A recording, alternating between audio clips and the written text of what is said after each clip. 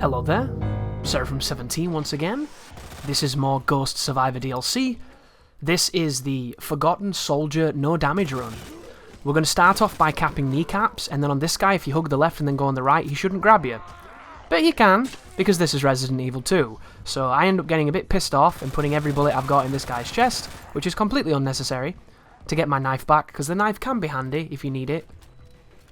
I'm going to be using it to kill a licker. If you go left here, and then go right, you'll dodge both of those guys, but because the timing was different, because I got grabbed, I had to do a different strategy then. Always take the flash grenade, it's the most useful item in this run outside of grenades. And then the licker's over here. If you attack him horizontally and hit his body multiple times, you will generally keep him in a stun lock. If you only hit him once, he has the opportunity to jump out of it. Luckily, because of his position, you'll never have a problem with that, but if you've ever tried it in the campaign and they've got out of it, it's because you didn't hit them enough. It's happened to me. A couple of guys in here, we're going to kneecap all of them, pick up the items. This is going to get us more potential machine gun rounds. A new thing that was added to this DLC, guys, is the ability to combine white powder and yellow powder to make a grenade. This is something that the game always had, but you would never find that combination in the main game because it didn't exist. However, I've actually gone into a pre-patched version of this game, given Leon both powders, and it made grenades. So it goes to show that it was always meant to work that way, we just never had access to it. And this is a room that you can run past consistently, and then on this one, if you cap him, depending on where John Rambo is and depending on where that woman is will depend on how close you are to getting grabbed just then. So be very, very careful. There was a collectible just going up the lift just then if you're interested in that kind of thing. The ivy drops to scare you. Put enough rounds in this guy to grab his stuff. You need to grab this stuff. It's going to give you your access to your first grenade, and depending on how you use the grenades will depend on how effective they are for you.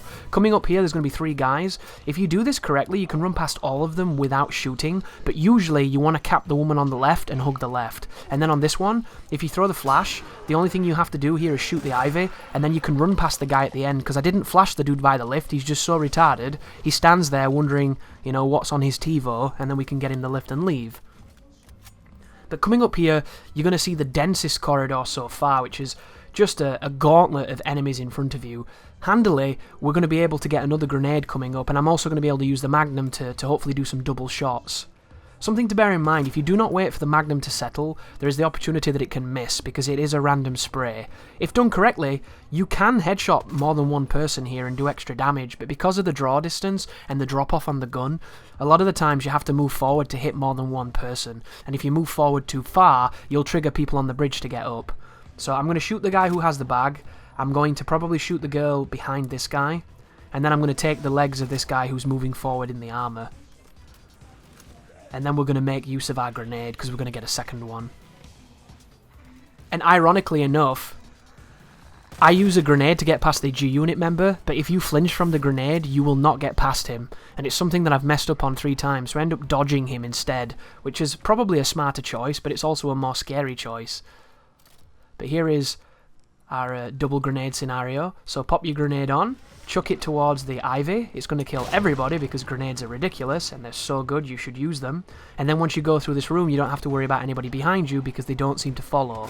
In here, there are 3 guys that are going to stand up. We're going to get rid of all of them, and then we're going to kill the guy with the backpack to a bullet to his brain. Then when you move forward, you will not have anybody bothering you while Mr. X turns up. I've actually done this segment while a crawler was attacking me and I was dodging Mr. X.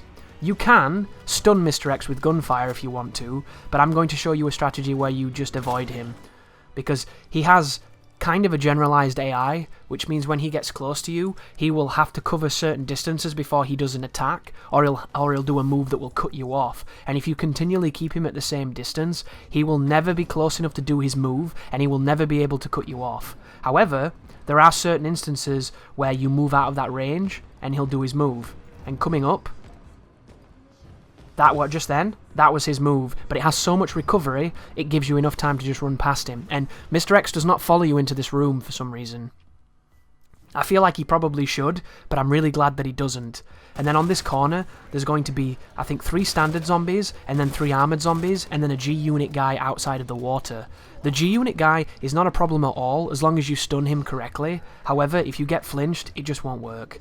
so you need to be aware of that. And all I'm doing right now, guys, is I'm baiting the zombies towards me, so I have a bit more breathing room with the final guy. However, the person on the floor didn't stand up, and I think this guy is completely armoured except for one leg, so you need to take his leg, and then you've got to be careful of getting grabbed.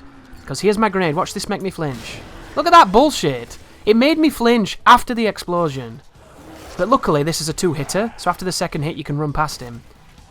And I know that just because I know that enemy pretty well. However, the grenade should have stunned him, I shouldn't have flinched, and then I would have been able to run past. But if you do get flinched, you will not make it. He will grab you. He grabbed me twice trying to record that. And ironically enough, the game thinks that this is the hardest of the Survivor missions, except for that one where you're in the gas station and you have to shoot 100 zombies. This one is marked as the hardest, but it's actually the easiest because it has the most consistent patterns, in my opinion. So do not be intimidated by how many dudes there are. There are some really, really good paths through these DLCs. But there's a no damage run. Thank you for watching, and you take care now.